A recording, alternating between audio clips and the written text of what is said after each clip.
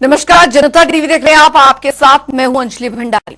तो मंडी संसदीय क्षेत्र से कांग्रेस प्रत्याशी विक्रमादित्य सिंह रिकांगपिओ क्षेत्र के दौरे पर रहे और इस दौरान कांग्रेस कार्यकर्ताओं ने विक्रमादित्य का किन्नौरी परंपरा से भव्य स्वागत किया। वहीं इस मौके पर कैबिनेट मंत्री जगत सिंह नेगी भी मौजूद रहे।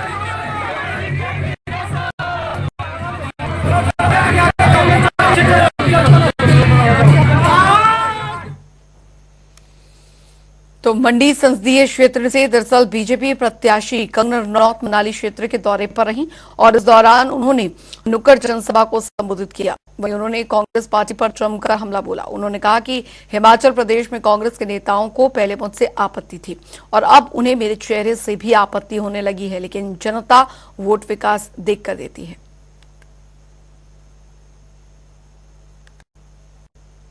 कल इनके नेता का एक जवाब आया कि कंगना जो है इसके साथ में एक ऐसी फिल्मी टीम घूमती है जो इसको मेकअप और ये सब बाल बना के इसके निकालती है, और अगर इसको बिना मेकअप के देखो तो आप डर जाएंगे और आप भाग जाएंगे।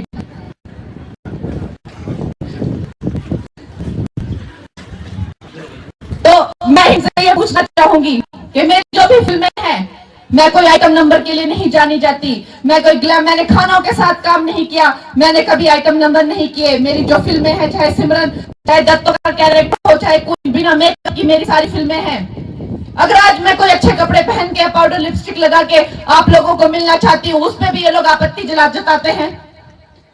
मुझे समझ नहीं आता कि अब मेरी शक्ल में इसको क्या दिक्कत हो गई, और कई खूबसूरत चेहरों पर आज तक वोट दिए आपने। तो सुक्खू जी को लगता है उनके खूबसूरत चेहरे पे वोट मिले हैं। तो इस तरह की बातें करते हैं। राजनीति में एक भाव है, ये भाव किसी में भी आ सकता है। आपका चेहरा कैसा हो, आपकी उम्र क्या है, आपका जेंडर क्या है, कहां तो ये देश अब इस चीज से निकलकर बहुत आगे जाना चाहता है, और कहा ये हमारी बहनों को अभी ये काली ही या पीली है, इसकी शक्ल नहीं तुम देख पाओगे। अरे तुम्हें मेरी शक्ल से क्या, मेरी शक्ल चाहे कैसी भी हो, जब तक मैं अपनी माता और बहनों का, अपने बुजुर्गों का, अपने भाइयों का, अपने बच्चों के भविष्य और उनकी सेवा में तत्पर हूं, तो मेरी शक्ल से तुम्हें क्या लेना देना। रुक करेंगे, इस बीच आ रही एक बड़ी खबर की और बड़ी जानकारी आ रही है, वो आपको बता दें। बड़ी खबर, मंदिर पहुंचे केंद्रीय मंत्री अनुराग ठाकुर। जी हां, माता का आशीर्वाद उन्होंने लिया है। मंदिर में दर्शन के लिए पहुंचे। आशीर्वाद लेने के बाद बोले अनुराग ठाकुर। मीडिया से बातचीत करते उन्होंने कहा, युवाओं का उत्साह देगा शक्ति, तो मां का मार्गदर्शन शक्ति देगा, युवाओं को उत्साह शक्ति देगा। बुजुर्गों के प्यार और मार्गदर्शन की जरूरत है, पहले की तरह ही लोग देते रहेंगे आशीर्वाद। तो विजय संकल्प यात्रा में शामिल होंगे। इस वक्त की बड़ी खबर, यात्रा में कार्यकर्ताओं का, लोगों का पहुंचना यहाँ पर शुरू हो गया है। नेता प्रतिपक्ष भी मौजूद रहेंगे। मंदिर पहुंचे केंद्रीय मंत्री अनुराग ठाकुर। निश्चित तौर पर यही मेरी माताएं, बहनें, आज आप कार्यक्रम में भी देखेंगे विजय संकल्प यात्रा में इनका सहयोग और आशीर्वाद बढ़ चढ़कर मिलता है। ये नारी शक्ति वंदन बिल जो 33% आरक्षण मोदी जी ने दिया है, वो भी एक बहुत बड़ी बात है, और देवियों के मान सम्मान के लिए, इनके कल्याण के लिए अनेकों योजनाएं मोदी सरकार ने चलाई। अपने घर से निकलकर जगह जगह अपने क्षेत्रवासियों का आशीर्वाद मिला, और यही हमारी एक पूंजी है जिसके कारण लगातार जीत मिलती है। और माँ देवी जो हमारे कुलदेवी, उनके यहाँ पर अभी आशीर्वाद निकलकर विजय संकल्प यात्रा पर निकल रहे हैं। विजय होगी, इसके लिए पूरी ताकत हमारी पार्टी के कार्यकर्ताओं ने और यहाँ की जनता ने लगाई है। मेरा चुनाव तो पहले भी पार्टी के कार्यकर्ता ही जनता के आशीर्वाद से जीतते रहे, लड़ते रहे, और इस बार भी वही। देवी जी का संवाददाता अशोक राणा हमारे साथ इस बीच जुड़ गए हैं ज्यादा जानकारी के साथ। अशोक, हमीरपुर पहुंचे केंद्रीय मंत्री अनुराग ठाकुर ने माता का आशीर्वाद दिया। हम देख पा रहे हैं भारी हुजूम जो है वो भी उनकी इस यात्रा में शामिल होने के लिए एकत्रित हुआ है। जी बिल्कुल, यहाँ जो है केंद्रीय मंत्री अनुराग ठाकुर द्वारा जो है विजय संकल्प रैली का जो आयोजन किया जा रहा है। हमीरपुर में काफी जन समूह जो है इस यात्रा में इकट्ठा होगा। आपको बता दें कि राजनीतिक मायने जो है इस यात्रा के जो बहुत बड़े हैं। आपको बता दें कि पिछले रोज जो है यहाँ कांग्रेस ने भी हमीरपुर में जो है रैली की थी। इसमें ये मुख्यमंत्री और उप मुख्यमंत्री जो हमीरपुर संसदीय क्षेत्र से आते हैं तो अपने प्रत्याशी के लिए काफी जोर लगा रहे हैं। उसी का जो आज केंद्रीय मंत्री अनुराग सिंह ठाकुर ने जो है पलटवार किया है कि ये जो विजय संकल्प यात्रा है ये निकाली जा रही है और काफी जो है यहाँ जनसमूह एकत्रित होगा। युवा मोर्चा द्वारा बाइक रैली का भी आयोजन किया जाएगा। इसके बाद जो है केंद्रीय मंत्री अनुराग सिंह ठाकुर का ये रैली हमीरपुर में करीब 10:30 बजे के आसपास पहुंचेगी। इसमें इस दौरान भुट्टा चौक से लेकर पूरे बाजार तक इस यात्रा में काफी लोग मौजूद रहेंगे। उसके बाद गांधी चौक पर जो है केंद्रीय मंत्री अनुराग सिंह ठाकुर एक जनसभा को भी संबोधित करेंगे। जी बिल्कुल अशोक, लोग जो कि इस यात्रा में सम्मिलित हो रहे हैं, हम देख पा रहे हैं किस तरीके से स्वागत जो है वो यहाँ पर किया गया केंद्रीय मंत्री अनुराग ठाकुर का। कितना उत्साह हमीरपुर की जनता, क्योंकि चुनावी मोड़ है और हिमाचल में तो चुनावी समीकरण ऐसा बैठ रहा है कि यहाँ पर लोकसभा के साथ साथ 6 सीटों पर विधानसभा उपचुनाव भी हो रहे हैं, तो जाहिर तौर पर किस तरीके के समीकरण बनते दिख रहे हैं हिमाचल में?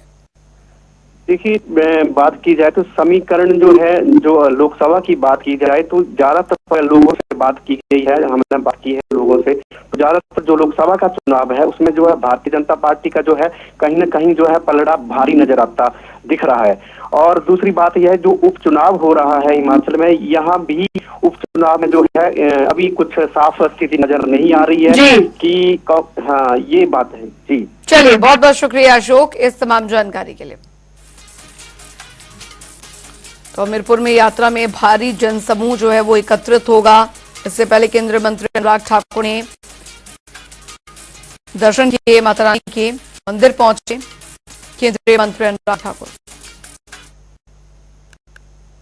बढ़ेंगे आगे, उधर बड़सर बीजेपी प्रत्याशी लखनपाल ने एसडीएम कार्यालय में नामांकन दाखिल किया और इस मौके पर केंद्रीय मंत्री अनुराग सिंह ठाकुर विशेष रूप से उपस्थित रहे।